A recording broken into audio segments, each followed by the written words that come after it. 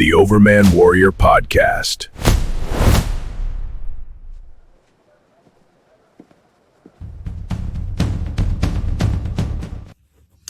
Hi, it's Rich Hoffman here.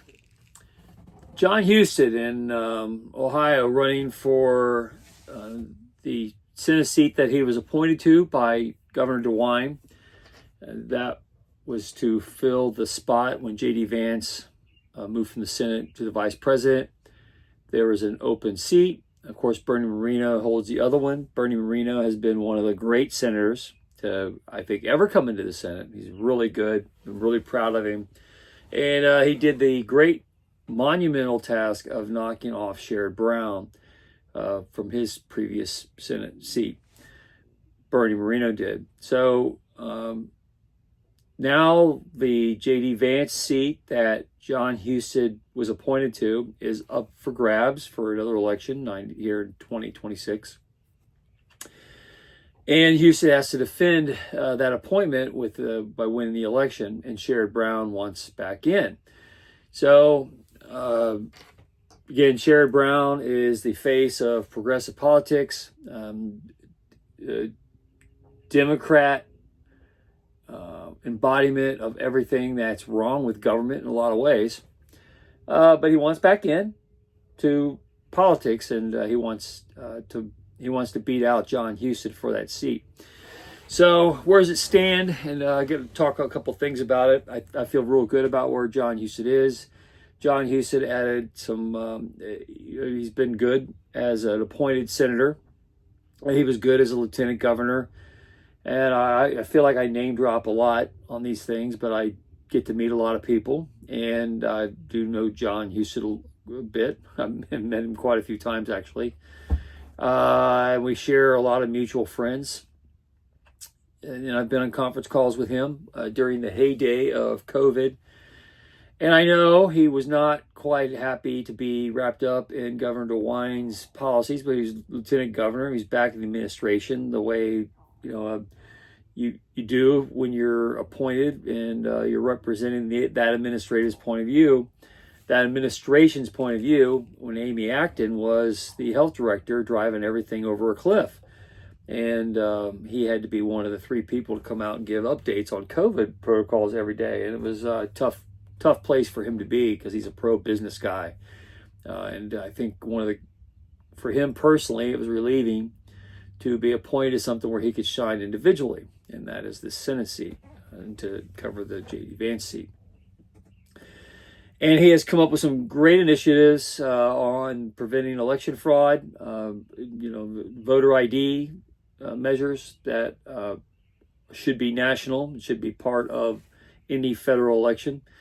And he's done a good job of putting a good edge to that story in a way that is very professionally presented.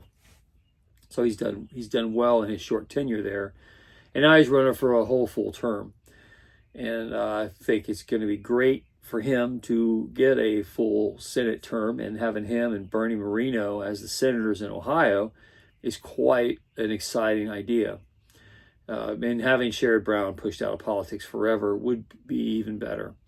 So Sharrod Brown, of course, sees this as an opportunity to sneak back in. And the way the polling is viewed right now, Husted is ahead of Brown by roughly 3 points. I think Real Clear Politics in April 2026, late April 2026, has Jon Husted at 48.3% and Sharrod Brown at 45.7%. And it kind of goes that way all the way down. Most of the well-known polling houses that are out there, that's kind of how it's seen. And you know what I say about polls? I don't think a lot of conservatives even do polls. Democrats, the ones that are usually off work or not very busy and actually answer the phone. Republicans are too busy to do polls. So to have it that close or have Husted out ahead is actually quite significant. And this is before Trump has come through Ohio which he's going to do during the summer of 2026 and campaign for Republicans, Vivek Ramaswamy being one for governor, and then Jon Husted for this seat against Sharrod Brown. So Houston's looking pretty good as long as he keeps doing what he's doing. Polling being what it is, that close this early in the race, when you have all the different factions out there looking for the horse race to talk it up. It's I think a little surprising that Sharrod Brown isn't doing better. He's trending behind, and there's really, from now till November of 2026, there really isn't a path for him to improve. There isn't anything he's going to say that's going to make it better. That's going to make 2 or 3 people percent wise, 2 or 3% move in his direction. So I think that's great for Husted. We have to make sure that it stays that way. It's an engagement issue. I would expect that once Trump comes and starts campaigning for Husted, puts his name behind it a little bit, and people are thinking about the election more than they are now, that things will get even better for Husted. So it's an important seat. You want to make sure that it stays that way. Don't want to fall on lack of engagement and let Sharrod Brown creep back into it. But this early in the horse race, it's looking real good for Jon Husted. And it's looking real good for Republicans to maintain majorities in the Senate, especially if Husted keeps that seat, because a lot of the projections of retaking the Senate have anticipated that Sharrod Brown was going to be able to gain ground and knock Husted out of that seat. And it really, I think, I say on election fraud, that's why Husted's been an advocate for voter ID. If you can keep Democrats from cheating, you don't have to go around and beating on the election fraud drum to the point where you turn into a radical conspiracy theorist. Just simple measures of security are all you need. And if you can keep Democrats from cheating, all the states where Kamala Harris did well in relation to President Trump were states where voter ID were not present. States where voter ID was present, Democrats had a hard time winning those states. But they actually tell you all you need to know. So when Jon Husted comes out and says, let's do, here's a bill I'm putting forth while we're working on the SAVE Act that requires 5 forms of ID, pick one. Just show an ID when you go to vote so you can, we know who you are.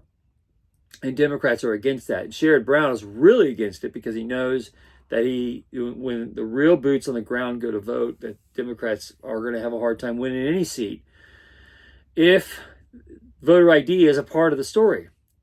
So when they're arguing against security, you know what kind of situation you're dealing with. And I would say that there's no way, if you had voter security in all the states, that the Senate race would be as close as it is, that there would be a margin of 1 or 2 senators to keep the majority in either the House or the Senate. I don't think it's that close at all.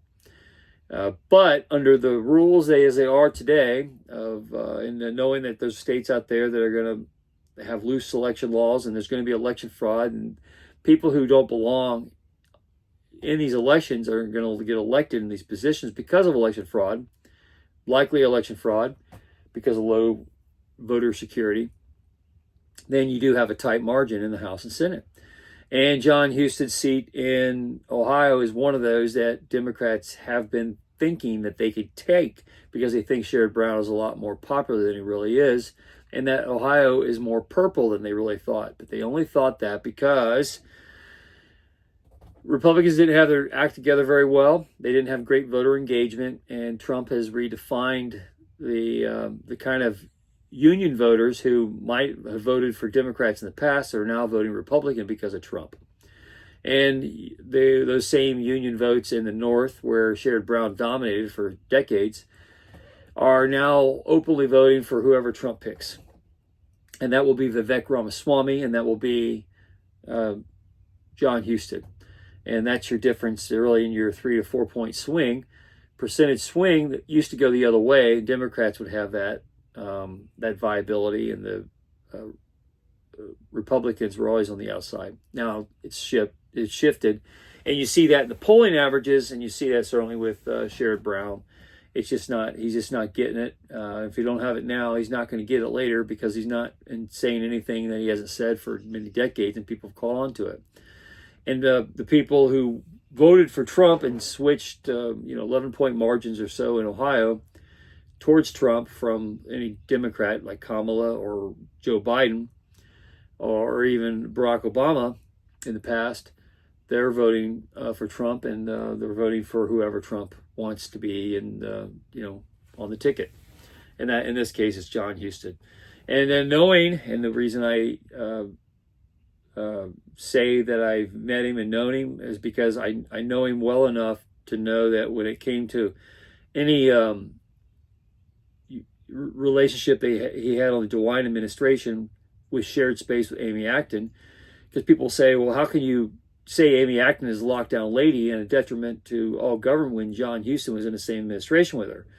I know Jon from personal experience and know how he felt about having to play his role as a supportive lieutenant governor to a governor who yielded everything to a direct satellite to Dr. Fauci, which was Amy Acton.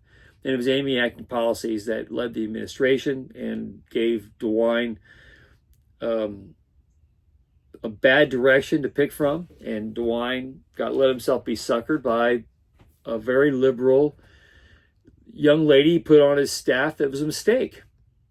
And Jon Husted had to play nice with it. He didn't like it. And he's much happier in an individual role as a senator. And he's doing a good job. And he did a good job even in the background. There's a lot of things that DeWine would have done that Jon Husted managed to whisper in his ear and keep from happening. And I can personally say that because I was on several phone calls where that exact thing happened, where Jon Husted presented in the background. And this is during COVID when we talk about lockdowns, insurance, and business claims, and whether any of it was legal, these lockdowns that Amy Acton put forth. Jon Husted did work in the background quite extensively to bring some sanity to the DeWine administration when without that presence, things could have been even worse. And I can attest to the value of the way Jon Husted manages things. Quietly in the background, he doesn't put a big light on himself, although he's quite intelligent, and he certainly could and should. Having a tag team with Jon Husted and Bernie Moreno as the senators in Ohio is a dream team. And looks like the way polls are headed, that's exactly what's going to happen. And I'm very happy to see it.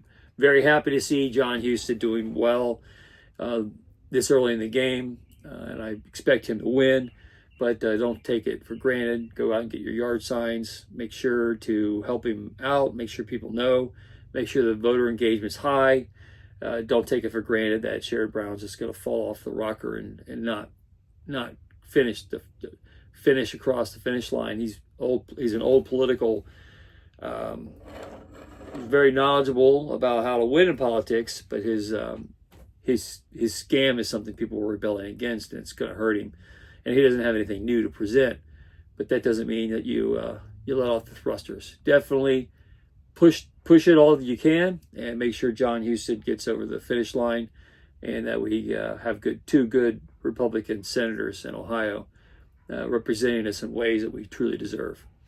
So looking good for Jon Husted, and should stay that way as we move into the summer and eventually the November elections.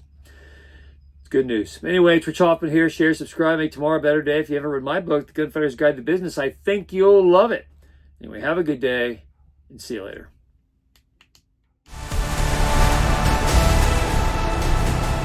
Thank you for listening. Coming soon, the politics of heaven.